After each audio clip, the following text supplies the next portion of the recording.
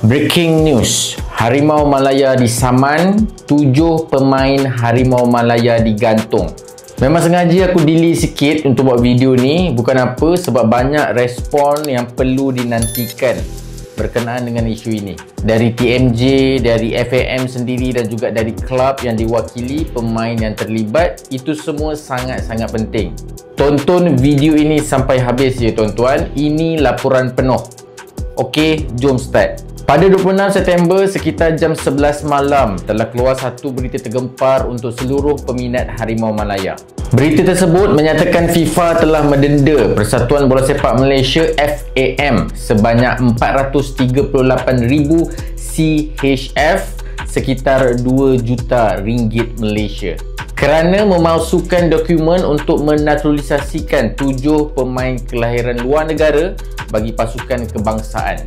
Setiap pemain yang terlibat pula akan dikenakan denda 2,000 CHF sekitar RM10,000 Malaysia dan digantung daripada sebarang aktiviti bola sepak selama 12 bulan dan berkuat kuasa serta merta. Kesalahan yang disabit adalah berdasarkan peraturan FIFA artikel 22 Kod Tata Tertib FIFA berkaitan pemalsuan dokumen. 7 pemain yang terlibat adalah Gabriel Felipe, John Irazabal, Facundo Garces, Rodrigo Holgado, Emmanuel Machuca, Vitor Figueiredo dan Hector Hevel. Pemain-pemain berkenaan melanggar peraturan berkaitan pemalsuan dan penipuan dokumen, kata FIFA Jumaat lepas. Kebanyakan pemain yang terlibat adalah pemain yang telah bermain dalam perlawanan Malaysia menentang Vietnam dalam perlawanan kelayakan Piala Asia 2027 pada bulan Jun yang lepas. Dan jika benar apa yang didakwa FIFA, ini merupakan detik hitam dalam sejarah bola sepak negara kita. Okey, itu berita yang kita dapat dan memang kecoh sekarang di kalangan peminat bola sepak negara kita. Untuk korang, aku sediakan kronologi secara ringkas untuk isu ini. Kita mulakan pada tarikh awal semasa TMJ mengambil alih kepimpinan Harimau Malaya pada hujung tahun 2024, tahun lepas. Dan selepas itu bermulalah banyak perubahan di dalam pasukan Harimau Malaya. Bermula dengan perubahan sistem management itu sendiri. Semua perubahan disambut baik para peminat, memandangkan memang dah lama kita semua nantikan kebangkitan Harimau Malaya. Pada mulanya muncullah satu nama baru iaitu Hector Hevel yang semasa itu masih bermain di Liga Portugal bersama Portimonense, diikuti dengan Gabriel Palmeiro dan John Irazabal. 3 muka baru ini memang memberikan kegembiraan untuk kita para peminat Harimau Malaya. Pemain warisan yang pertama mendapat debut pada bulan Mac semasa fasa awal revolusi Harimau Malaya adalah Hector Hevel. Beliau mendapat debut dalam perlawanan menentang Nepal dan lebih manis lagi beliau dapat skor malam tu. Setakat itu masih lagi tidak ada sebarang provokasi ataupun bantahan daripada mana-mana negara yang kurang senang melihat revolusi Harimau Malaya. Tapi segalanya telah berubah apabila muncul 4 wajah baru ini. Masa ni dah start kecoh sebab 4 pemain ini mempunyai resume ataupun background yang sangat-sangat baik. Dari La Liga ada, dari Liga Brazil ada, dari Liga Turki pun ada. Semua ini telah mencetuskan sedikit perasaan kurang senang daripada beberapa negara Asia yang lain yang merakui ketulusan pemain warisan ini. Seterusnya, tibalah masa untuk perlawanan kelayakan menentang Vietnam. Perlawanan yang memang akan diingati seluruh peminat. Harimau Malaya mudah menundukkan Vietnam yang jika sebelum ini antara negara yang susah ditewaskan Harimau Malaya. Selepas perlawanan itu, semasa reputasi Harimau Malaya semakin naik, ditambah lagi dengan pemain warisan yang semakin lama semakin bertambah, kita dikejutkan dengan berita saman FIFA ke atas FAM. Selepas tularnya berita saman daripada FIFA, ada beberapa respon yang kita perlu ambil tahu. Yang pertama, sudah tentu respon daripada FAM sendiri, dan menurut Datuk Wira Muhammad Yusof Haji Mahdi, pemangku Presiden FAM, menegaskan bahawa para pemain yang terbabit dan FAM sendiri telah bertindak dengan niat baik serta penuh ketulusan sepanjang proses ini. FAM telah menguruskan segala dokumentasi serta prosedur berkaitan secara telus mengikut garis panduan yang telah ditetapkan. Malah, FIFA sebelum ini telah meneliti kelayakan pemain berkenaan dan memberikan pengesahan rasmi bahawa mereka layak untuk beraksi mewakili Malaysia. Dan itu adalah respon FAM buat masa sekarang dan difahamkan segala update akan diberitahu kemudian. FIFA memberi masa 10 hari untuk FAM dan para pemain yang terlibat untuk mengemukakan rayuan bertulis.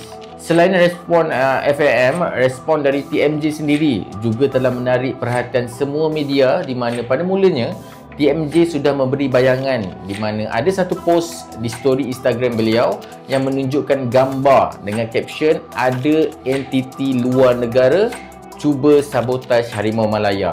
Selepas keluarnya statement official FIFA, media sosial TMJ lagi menjadi tumpuan. Banyak luahan tidak setuju dan menunjukkan beberapa lampiran surat rasmi dari Ketua Pengarah Pendaftaran Negara bagi membuktikan kepada semua orang yang pendaftaran ke-7 pemain warisan ini adalah melalui dokumentasi sah. Melalui posting TMJ di media sosial, ada satu ayat yang menarik perhatian aku. Who was in New York? Apa maksud TMJ Untuk pemain yang bermain di luar negara, beberapa official statement daripada kelab mereka juga telah keluar. Garces, Holgado dan juga Gabriel Palmeiro telah direhatkan buat masa ini sehingga semua isu ini selesai. Hanya kelab Emmanuel Machuca sahaja yang buat masa sekarang masih membisu. Kalau ikut peraturan, Machuca juga akan menerima nasib yang sama, bakal direhatkan seperti yang lain.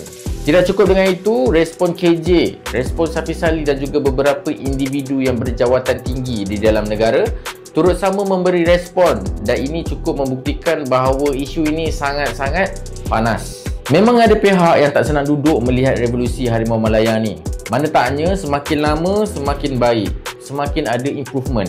Sebagai contoh lah, aku selitkan sedikit. Pada Julai yang lepas, satu laporan daripada Indonesia mendakwa kemenangan 4-0 Malaysia ke atas Vietnam pada 10 Jun mungkin dibatalkan susulan dakwaan sebahagian pemain naturalisasi Harimau Malaya tidak layak beraksi.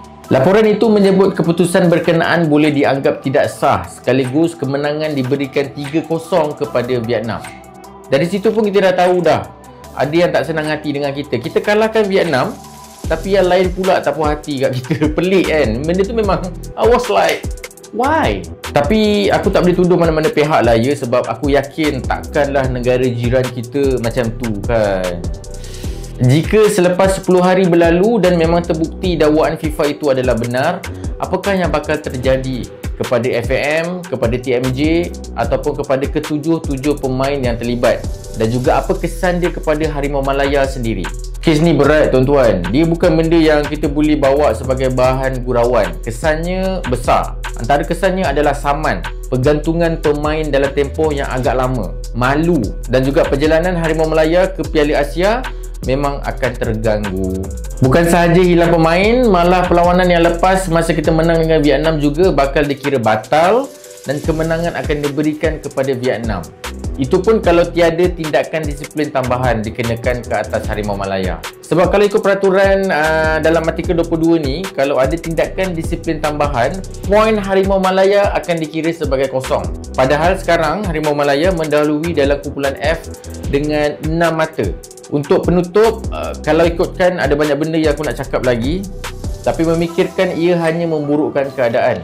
Cuma ada satu pesanan untuk semua peminat Harimau Malaya agar dapat bersabar dan menantikan apakah yang bakal terjadi selepas 10 hari ini. Untuk golongan di luar negara yang ada rasa tidak puas hati dengan Harimau Malaya, saya sebagai seorang peminat Harimau Malaya berterima kasih atas report dan prihatin anda, kerana kami juga mahukan kebenaran sebenarnya. Sebab sebagai negara yang bermaruah, kami juga tak nak menang dengan cara yang tak betul. Tapi jangan terlalu gembira ya. Kalau terbukti Malaysia tak melakukan apa-apa kesalahan, satu negara anda memang bakal malulah. Okey, itu sahaja. Mohon maaf kalau ada terkasar bahasa. Jangan risau, aku rasa kita memang akan menang kes ni. Lagipun drama ni mungkin sekejap sahaja.